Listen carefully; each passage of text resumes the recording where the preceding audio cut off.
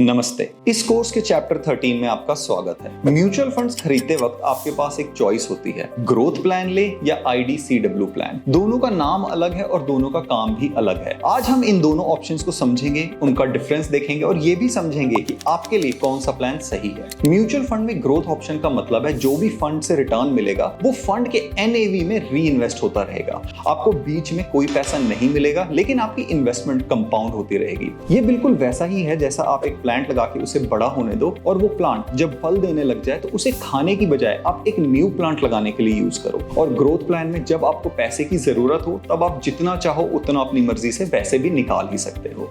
और अगर आपको रेगुलरली कुछ पैसे निकालने हैं तो SWP मतलब सिस्टमैटिक विथड्रॉल प्लान भी सेटअप कर सकते हो।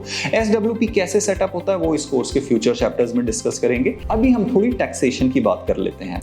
अगर आप ग्रोथ प्लान में इन्वेस्ट करते हो और SWP के थ्रू या मैनुअली अपनी नीड के अनुसार हर महीने पैसा निकालते हो तो उस अमाउंट पर कैपिटल गेन्स टैक्स लगता है। लेकिन गुड न्यूज ये है कि अगर आप इक्विटी म्यूचुअल फंड में हो तो आपको हर साल 1.25 लाख तक के लॉन्ग टर्म कैपिटल गेन्स पे कोई टैक्स नहीं देना पड़ता और इस लिमिट के बाद भी बस 12.5% का ही फ्लैट LTCG टैक्स लगता है। ये टैक्सेशन का स्ट्रक्चर काफी प्रिडिक्टेबल है और प्लानिंग के लिए इजी भी। अब बात करते हैं IDCW प्लान की। IDCW का फुल फॉर्म है income distribution and capital withdrawal. कुछ साल पहले इसे डिविडेंड प्लान भी कहते थे। ये प्लान बीच बीच में आपको इनकम देता है, जैसे कभी 1 रुपीज पर यूनिट, कभी 2 रुपीज पर यूनिट। लेकिन ये इनकम गारंटीड नहीं होती। फंड हाउस जब चाहे जितना चाहे तब दे सकता है या कभी कभी बिल्कुल ना भी दे। और कुछ फंड्स में आपको चॉइस होती है कि आपको ये इनकम मंथली चाहिए, क्वार्टरली चाहिए या एनुअली। बट मैक्सिमम फंड्स में कोई चॉइस नहीं एंड ये फंड मैनेजर की मर्जी पे है। और IDCW के पे आउट से रिलेटेड सबसे इंपॉर्टेंट बात, ये डिविडेंड अमाउंट आपके इनकम टैक्स स्लैब के हिसाब से टैक्स होता है। अगर आप हाईएस्ट टैक्स स्लैब में हो तो आपको डिविडेंड पे 30% टैक्स देना पड़ सकता है।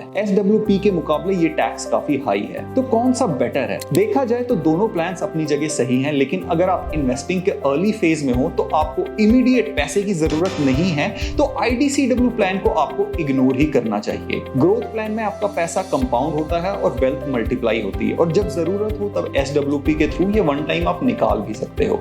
इससे टैक्स एफिशिएंसी भी मिलती है। लेकिन जब आप रिटायरमेंट के पास पहुंच चुके हो या आपको रेगुलरली पैसा निकालने की जरूरत हो तब IDCW प्लान कंसीडर किया जा सकता है, वो भी तब जब आपको अपनी टैक्सेशन समझ में आती हो और आप रेगुलर पे आउट की अनसर्टेनिटी के लिए रेडी हो। इंडिया में म्यूचुअल फंड के IDCW प्लान्स का इनकम पे आउट रिलायबल नहीं होता। अगर आपको स्टॉक मार्केट से रेगुलर डिविडेंड चाहिए तो म्यूचुअल फंड से बेटर है कि आप डिविडेंड पेइंग स्टॉक्स में इन्वेस्ट करें, ना कि IDCW वाले म्यूचुअल फंड्स में।